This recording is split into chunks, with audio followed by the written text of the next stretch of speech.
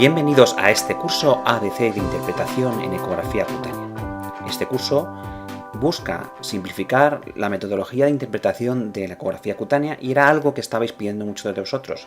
De entre toda la información que está surgiendo en este momento en ecografía cutánea, hacía falta poner cada cosa en su sitio y cada concepto dentro de un esquema para que sea muy fácil acercar esta técnica a cualquier persona que esté interesada en descubrir este fascinante mundo de la ecografía cutánea.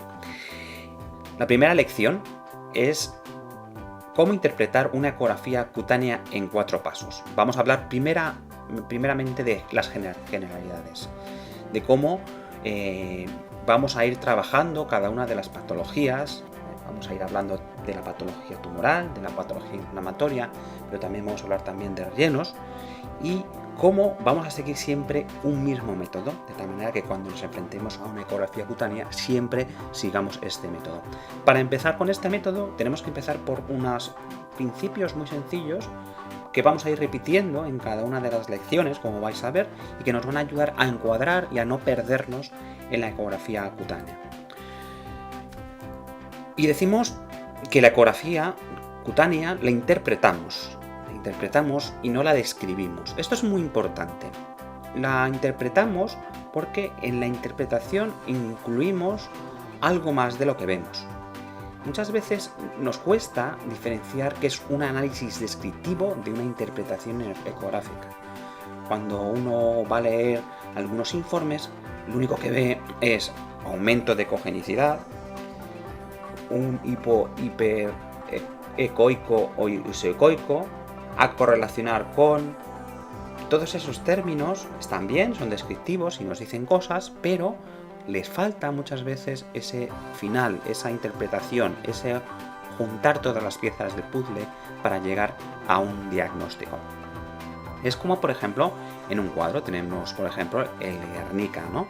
El Guernica, uno si no sabe nada de la historia de España, pues puede pensar pues, que es un cuadro blanco, gris, negro, con un toro a la izquierda, un caballo, un quinqué, todo está como hecho con un trazo muy fino, en unas zonas, en grueso, como con falta de perspectiva. Pero si uno va a interpretar, tendremos más información, es decir, la descripción no tiene nada que ver sobre la interpretación. La descripción es una cosa y la interpretación es otra. ¿Qué vamos a ver? Percibimos colores, posición, agrupaciones, elementos. Y la interpretación. La interpretación es mucho más interesante. Nos dice que sabemos nosotros respecto a eso que estamos, es decir, es una integración de lo que estamos viendo con lo que nosotros sabemos. Y esto es muy interesante y yo creo que es una de las causas por las que la ecografía engancha tanto, ¿no? Exponemos algo de nosotros en la interpretación de lo que estamos viendo. Por ejemplo, en este caso del cuadro del Guernica, quién y cómo y dónde la pintó. Sabemos que Picasso la pintó y que la pintó pues, para la Exposición Universal para denunciar la Guerra Civil, para ver las barbaridades que se hicieron durante esa temporada de la historia de España, por qué están agrupadas así las figuras, por qué están los animales por un sitio, por qué están las personas por otro, qué relaciona entre unos y otros, por qué se utilizó esos colores, para qué utilizó Picasso esos colores, para reflejar los claros, los oscuros de la personalidad del ser humano. ¿Y para qué se pintó? Pues se pintó para denunciar una situación política en aquel momento.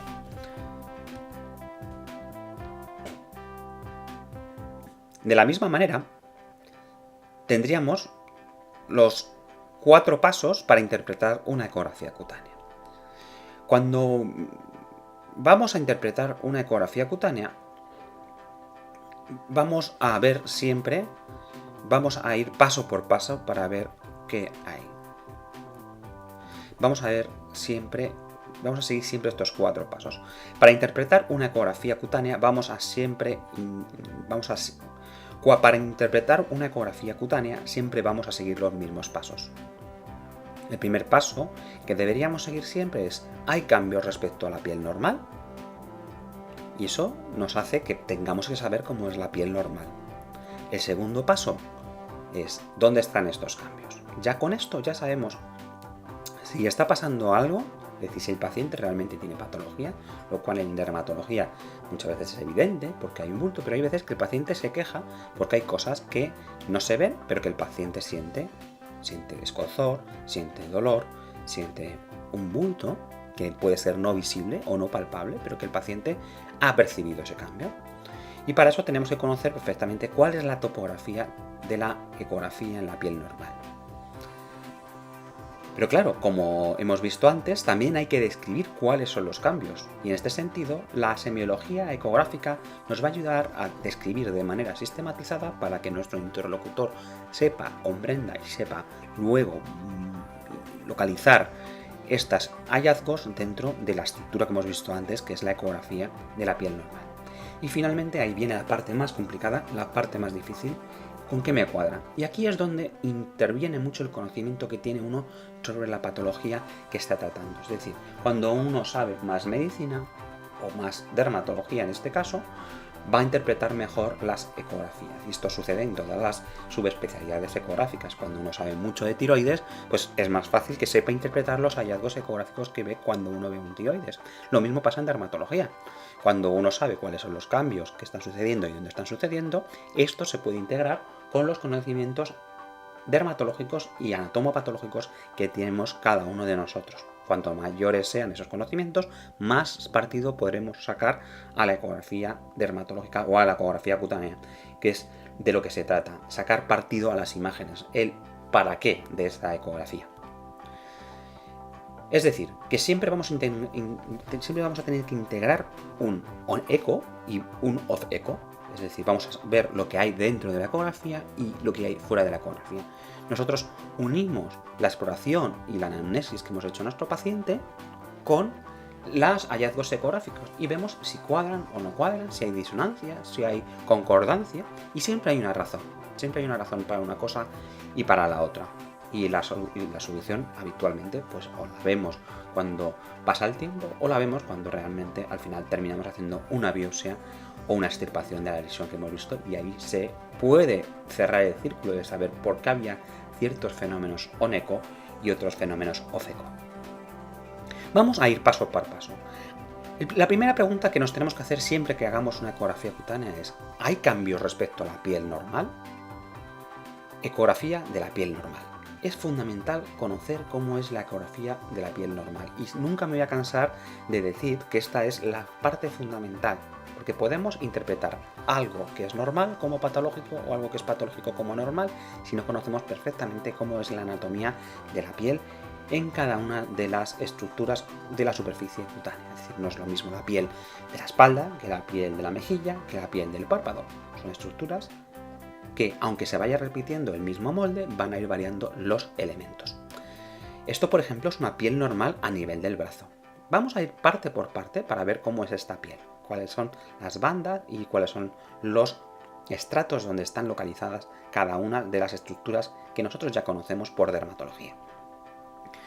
La primera pregunta que nos hacíamos ¿es la piel normal? Tenemos dos imágenes, la imagen en la izquierda, que corresponde a una piel normal, y otra piel que está al lado, una imagen ecográfica. Una de las dos es normales. Pero ¿por qué sabemos que la piel de la izquierda es normal, o por qué la piel de la derecha es distinta, o hay alguna alteración? Porque tenemos una idea muy clara de cómo es la piel normal. Gracias a eso, nuestra imagen de la piel normal, podemos saber que en la imagen de la derecha está sucediendo algo. ¿Hay algún cambio? Y esta es la primera pregunta, es decir, ¿hay alguna alteración? Antes de decir que no se ve nada, tenemos que mirar con precaución cada uno de los estratos cutáneos. Una cosa es distinta a la otra, y esto es lo primero que tenemos que saber. El segundo paso ya nos pide un poquito más, es ¿dónde hay esos cambios? Y en este sentido tenemos que saber dónde están cada uno de los estratos de la piel normal para poder localizar los hallazgos que a continuación vamos a describir. Tenemos otra vez la imagen de la piel del antebrazo, o del brazo en este caso, y tendríamos varias líneas y varias áreas o bandas. La primera línea, más finita, corresponde a la epidermis. La epidermis siempre va a ser hiperecoica por su contenido en queratina. Este es un truco. Siempre que veamos epidermis, siempre que veamos queratina, vamos a ver áreas hiperecoicas. Siempre que hay queratina, siempre hay hiperecogenicidad.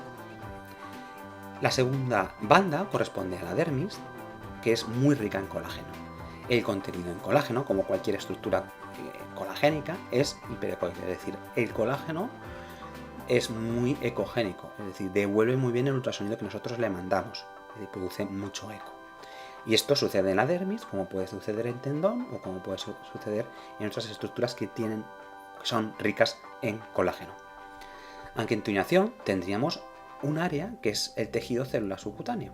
Y en este tejido celular subcutáneo tendríamos una parte más fibrosa, que tiene colágeno y por lo tanto va a ser hiperecoica, y por otro lado una parte grasa. La grasa habitualmente tiene un aspecto hipoecoico porque permite pasar fenomenalmente el ultrasonido. Separando tendríamos una estructura colagénica muy ecogénica denominada fascia. Esta fascia, en este caso fascia muscular, lo que hace es dividir el compartimento muscular del compartimento de la piel y el tejido celular subcutáneo. Hay veces que hay alteraciones musculares o de la fascia, por ejemplo la fascitis eosinofílica, que vamos a tener que observarla en esta localización. También hay veces que elementos del tejido celular subcutáneo se introducen en profundidad y hay elementos de profundidad, músculo, por ejemplo las hernias musculares, que van a entrar en el tejido celular subcutáneo.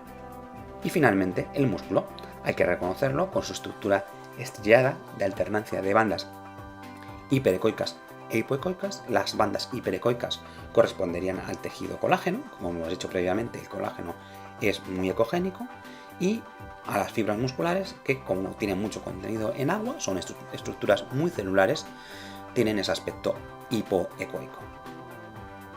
Muy bien, ya tenemos cuál es el marco donde van a suceder todos los hallazgos que vamos a ver. Vamos con el tercer paso. Y este tercer paso nos va a ayudar a identificar cuáles son los cambios que hay en cada uno de los estratos. Tendremos que diferenciar o distinguir cada uno de los hallazgos que veamos dentro de cada una de las estructuras que hemos visto previamente. Hablaremos siempre que veamos una alteración del tamaño de esa alteración en milímetros o en centímetros, según estemos, sea más grande o sea más pequeña, siempre identificando los tres ejes del espacio para tener una idea espacial 3D. La ecografía nos da una idea 3D de la realidad, a diferencia de otras técnicas de piel, como por ejemplo la dermatoscopia, que nos da una idea 2D y ahí inferimos algo 3D. Pero la ecografía nos da ya casi en 2 cortes, nos da una imagen 3D de lo que está sucediendo.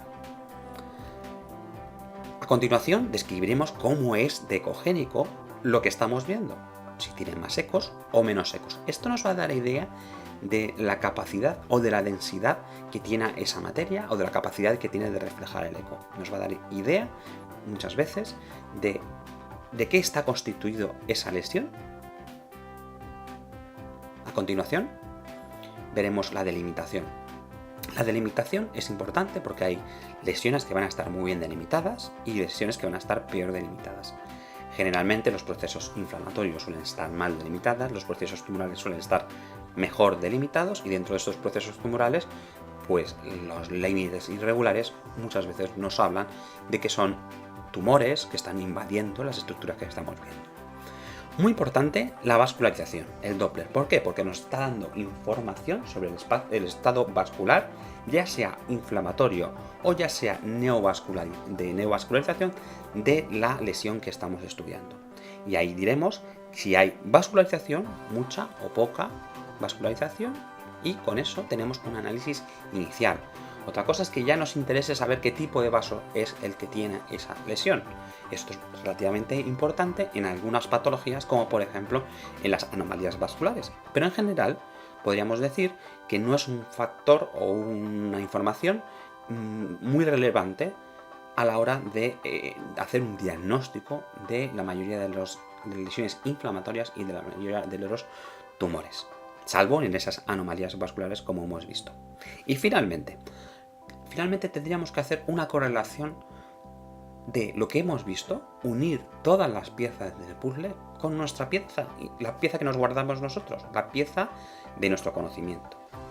Entonces, cuando uno más sabe de dermatología, más sabe aportar a esa interpretación, a esa descripción que hemos visto. Se junta la descripción con nuestro conocimiento y llegamos a una interpretación. Yo interpreto que esto es compatible con esto. Es tan importante saber cómo es compatible algo como con lo que no es compatible. Es decir, la ecografía muchas veces no nos va a dar información sobre lo que es compatible, sino con lo que no es compatible. Y eso muchas veces nos descarta ciertas cosas. Nos descarta que haya un cuerpo extraño, nos descarta que haya una patología tumoral profunda, nos descarta que haya un absceso. Toda esa información negativa también es muy relevante, ¿de acuerdo? Y también la tendremos que expresar si lo que estamos buscando es dentro de las preguntas que nos hacemos, porque la ecografía está hecha para responder preguntas, no hacemos ecografía por nada, la hacemos para responder preguntas.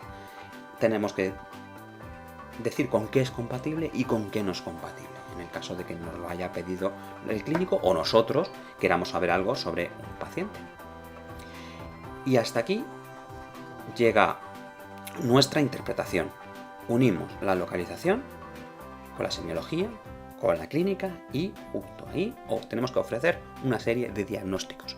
Hay que ofrecer varios diagnósticos diferenciados en el caso de que tengamos dudas, saber con qué es compatible. Y esto enriquece mucho y nos da muchas posibilidades al clínico que nos está pidiendo la ecografía o a nosotros cuando estamos haciendo la ecografía para nosotros. El saber que es compatible con A, con B y con C.